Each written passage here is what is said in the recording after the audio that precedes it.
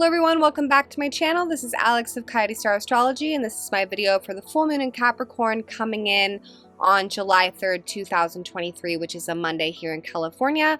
However, please do adjust for your current location on the planet as that time and date may change. So we have this full moon incoming. I am getting this video out a little bit early, and I'm doing that on purpose.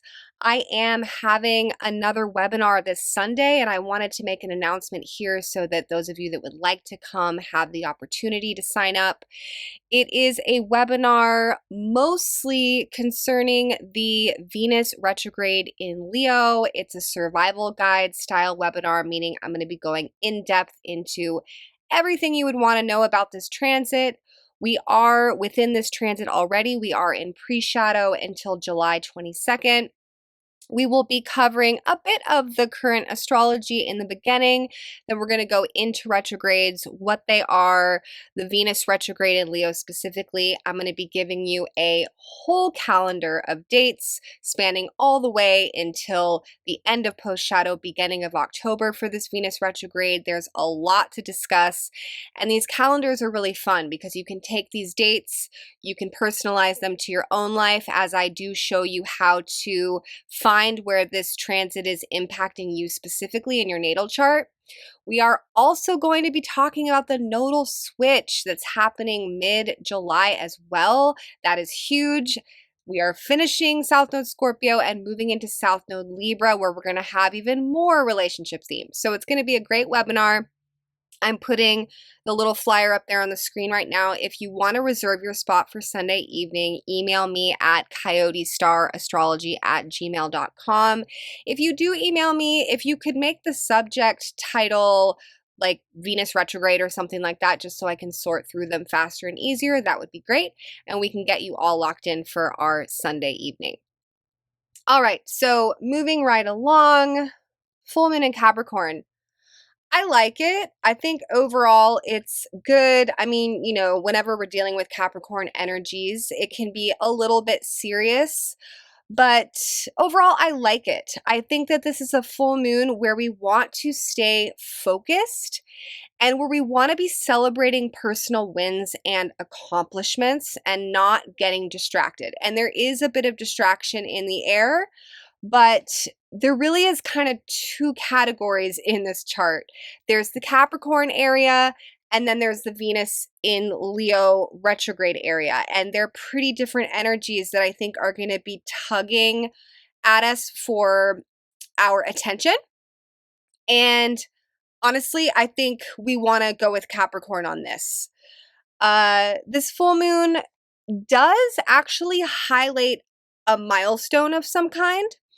And although it isn't ultimately maybe exactly where we want to be, if we were able to like envision our ultimate dream reality, it likely isn't that by any means, but it is an important step in it all. And for that reason, I do like this full moon in Capricorn for what it represents. Also, just so you know, this full moon is the release point, the crescendo, or the illumination of themes that began around the new moon in Capricorn on December 23rd. So just the day before Christmas, basically. If you can think back to what you were doing during that time, this full moon may sort of shine a spotlight on progress you've made since then. Now, Capricorn also, as we know, does deal with consequences and or rewards, depending on what we have been doing, right? Capricorn doesn't just go out handing out prizes for no reason. That's more Jupiter's energy, right? Capricorn is like, well, what have you been doing since December? How have you been working on your goals? How have you been showing up? If you've been diligent and staying true to course, this is likely a full moon where, again, it's not going to be like maybe the dream of all dreams, but it is likely to hand you an indication of progress. So on that note, let's actually look at the tarot cards associated with this full moon so that we can understand a bit more of why I say this. So the tarot card associated with the full moon in Capricorn in the second decan here at 11 degrees is the Three of Pentacles. Now, this deck that I'm using, which I will link down in the description for this video, she calls it laurels, but this is pentacles that we're talking about here. And pentacles is this very earthy subject matter that often deals with foundational concepts in the material, such as finances, etc. Things that bring us stability. So this card, the Three of Pentacles or the Three of Laurels, when we look at this, it's a very collaborative card. We see these little elven beings that are obviously pooling ideas, collaborating in some social way. And you can see that one is up on a little step stool. And that in this card is meant to represent that one person or some people have a bit more experience, but they're still pooling ideas with other people. So this can be a card about teamwork, coming together to build something, pooling dreams. And what I like about the Three of Pentacles is that it does represent a milestone. The ball is rolling, and this is motivating and encouraging. The Ace of Pentacles is like the initial idea or the seed. The Two of Pentacles is the planning phase. And now here we are at the Three of Pentacles, where we do reach some kind of milestone that shows us we are headed in the right direction. So this is a card around initial success of a greater project.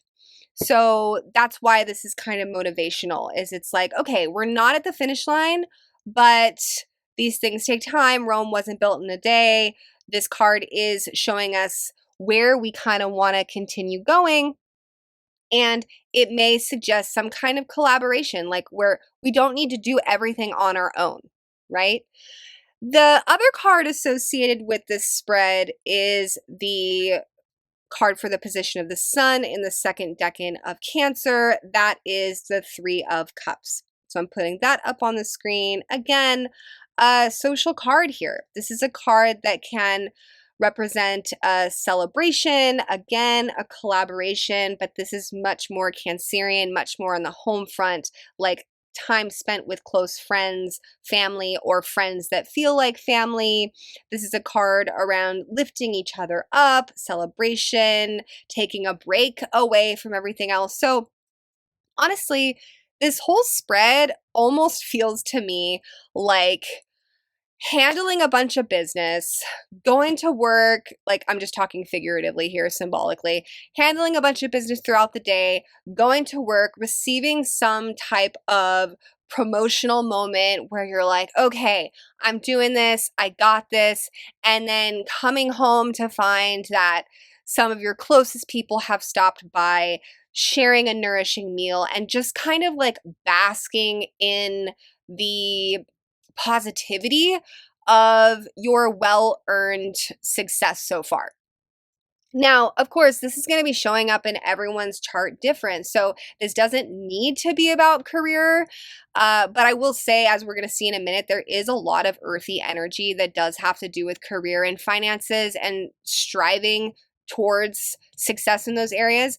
But, you know, if this was hitting your relationship house, for example, this full moon could be showing you an important milestone around positive shifts in your committed partnership or something like that, right? So we don't want to compartmentalize this too much around career, but, you know, with Capricorn, we're always talking about goals and commitments in life in general. So hopefully this is a full moon in Capricorn that can show us or highlight for us important foundational concepts. And if you are experiencing some of the consequences that can come with Capricorn, that's okay. That's Capricorn stepping in as that elder and sort of showing you where you do need to reel it in a little bit and get to work, right?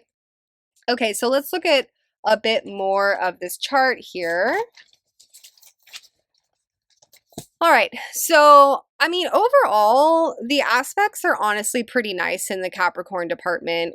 We've got our Capricorn moon here at 11 degrees. That makes the ruler of this chart Saturn. Here's Saturn at 7 degrees Pisces. Honestly, making pretty good aspects. Saturn is retrograde, and this adds to this theme of like, okay, maybe we're not being handed the keys to our dream ultimate reality at the moment, because retrogrades are about, slowing down and planning more than running ahead.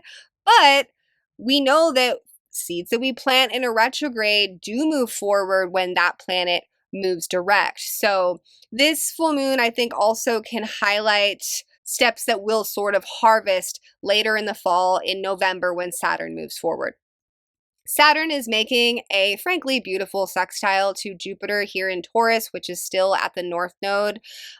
So Saturn is working with Jupiter. Is there anything better? Not really. I mean, Saturn and Jupiter working together is just great, because then we have the benefic, sort of abundant, lucky, quote unquote, energies of Jupiter working with Saturn, which is a malefic, and makes us really push hard. So the two together is a nice balance. And Saturn sextile the North Node tells us that this is a full moon in Capricorn that is highlighting, once again, changes that we see for our future and where we would ultimately like to make quantum leaps moving forward. What else do we have here? We have, again, pretty positive, a trine to the sun and Mercury in Cancer. I think that this full moon could also be highlighting situations on the home front within our living situation or family, because we have both the Capricorn and the Cancer themes, etc. Okay, so let's switch gears a little bit, because then we have this whole other shit show Leo area, which is honestly an entirely different energy altogether. And that happens over here. So we have this little grouping of Venus and Mars in Leo, and that's wonderful for them. But they are a little mischievous, actually. They're not as innocent as they look, because first of all, Mars squared Uranus over this last week. I'm sure some of y'all felt that. What this did, really, as I said in my last video, because Mars is just a few steps ahead of Venus, who's in pre-shadow, getting ready to go retrograde, Mars has been like, as I put it, laying tripwire through Leo, meaning Mars is kind of like stirring up and activating some of the themes that we are going to see for our retrograde process. Then Venus comes behind and sort of trips over it. So this last week, Mars squared Uranus. Now, that is a bit of a turbulent energy. Sometimes this can be external and sometimes it's simply internal. So I will tell you what I mean. Uranus is the awakener, and Uranus awakens us to something, typically information. New information that we did not have before. That's why Uranus is associated with shock and awe. So it's that kind of like, oh, I never knew that before. I didn't see it that way, right? Now, when we get new information, our perception changes. It's just natural. It happens. There's really nothing we can do about that. Once we see something, we can't really unsee it, right? So because Mars is our direction, Uranus influencing Mars can have new information that changes our direction. And because a square is a tense aspect, that sort of suggests that there might be something maybe that we wish were otherwise, or potentially information that is unsettling, or it's just not exactly how we would want it, or something that comes out of nowhere and just shifts our perspective, and then we kind of have ourselves going, oh, well, things aren't how I thought they were. That's sort of what this feels like. Things aren't exactly how I thought they were, or shit, I might have to change where I'm going. So that happened over the last week. Of course, how this is hitting your chart is going to determine how dramatic that was for you. You want to see what planets do I have around 25 degrees if they're in Leo, especially some of the fixed signs like Taurus, Scorpio, Aquarius. You probably really felt that. If you've got 25 degrees around a fire sign, probably not too bad. But now Venus is coming up behind, and she is, as I'm getting this video out on Thursday. This square to Venus is going to tighten up over the weekend, and it's still in effect here on Monday during the full moon. So this is going to streamline some of those potentially unsettling turbulent realizations. It's going to streamline that much more around relationships, of course, because we're dealing with Venus, and potentially finances. And so another thing we want to realize is that Venus is the ruler of the North Node. So this North Node is where everybody's reaching for, right? But then the ruler of the North Node receives a square to Uranus during the full moon and the few days before, during the weekend. So that's like a bump in the road of like, oh, wait a second. Is this the direction I want to be going in my relationship or financially or otherwise? But just remember, Uranus is bringing in information that you need to see. So if we do experience those shifts in our perception, or have something brought to us that has us maybe wanting to change something, it's okay. And we also definitely want to not become too reactive, because this is not the only time Venus is going to square Uranus in this retrograde process. This is just the first time. She's going to go retrograde on July 22nd. We've got a ways to go. So, you know, come to the webinar if you want to know more about that. But basically, by the full moon in Capricorn, we've been served up some of our Venus retrograde themes. If this isn't impacting relationships or finances for you, you also want to look at creative expression, any passion projects, anything that you're wanting to put out there in the world, or create. So you see here, there's like two different categories. We've got the very like stability-oriented, goal-oriented, disciplined, diligent energies of Capricorn here, like what we're building in our life and the rewards that can come of that. But then we have this like semi-distracting, indulgent Venus retrograde, like relationship, romance factor over here.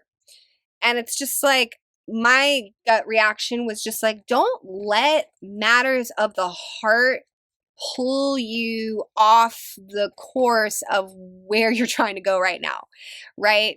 And I think that's going to be a little bit tricky for some people. But this Capricorn full moon, again, it's going to show you an example of the possibilities that lie ahead if you continue to do your work, right? So that is sort of what I'm feeling about this full moon. Yeah, I think that about does it. Oh, no, there's one last thing I wanted to talk about. So last degrees of South Node Scorpio, that's definitely worth acknowledging, right? Especially since Pluto is in a really tight square to that space now. So yeah, we've still got Pluto square the South Node in Scorpio, guys. I mean, this has been going on so long. It's like, I feel like we've sort of gotten used to this like daily freaking existential shadow work that we have going on. No, you're not alone. That is just happening. And it's been happening behind the scenes so long. I feel like this is just like the norm at this point. But yeah, the final degrees, first of all, like semi-emotional. I mean, I know that we're like excited to see this one go. I think a lot of us are, but also what an incredible journey it's been. This South Node Scorpio stuff, really getting in there and doing the work to get to the root of some of these shadows, some of these fears, some of these codependency and abandonment wounds, addictions, etc. Now we're on the final degree, and to me that speaks to like getting to the root, like the primordial freaking seed of this darkness that each one of us being human naturally has. We all have a shadow, and this is just like the freaking root of it all. So this is like your chance in these last dying gasps of South Node Scorpio to get in there and get it out, purge it out, flush it out, getting to the root of health issues, getting to the root of relationship issues, matters of the heart, fears, anxieties, as I said, addictions. I'm doing like this crazy cleanse right now, and Oh my gosh, if you've never done a parasite cleanse, you should. It is one of the most incredible journeys I think I've ever been on. So much emotional stuff is moving. And I was thinking about that when I pulled up the chart this morning about the last degrees of Scorpio is it's like, yeah, this is like the cellular hidden reasons for shadow, sickness, dis-ease, despair, toxic patterns, right? So get in there, roll your sleeves up, enjoy the last few weeks because then we're going to switch. And we're going to talk about that in the webinar. So I'm putting the webinar thing up there again right now. Yes, this Sunday at 6:30 p.m. Email me if you want to reserve your spot. And if you would like to reach out to me for a reading, you can find information on my readings at my website, coyotestarastrology.com, and you can book at my email. And honestly, guys, I have been focusing on webinars for a few different reasons, but a big one, honestly, was wanting to get my wait list shorter because I know how frustrating it can be when you want a reading and you want to get to talk to me soon, and then I shoot back at you with like, oh yeah, it's 3 months from now. Like, it's like, thanks. So right now my wait list is actually much shorter than it normally is. I do have some bookings for July. So if you are wanting a reading, now is a good time to jump on that and you can reach out to me. All right, everyone. Thank you so much for tuning in. Enjoy this beautiful full moon and I will talk to you soon. Bye for now.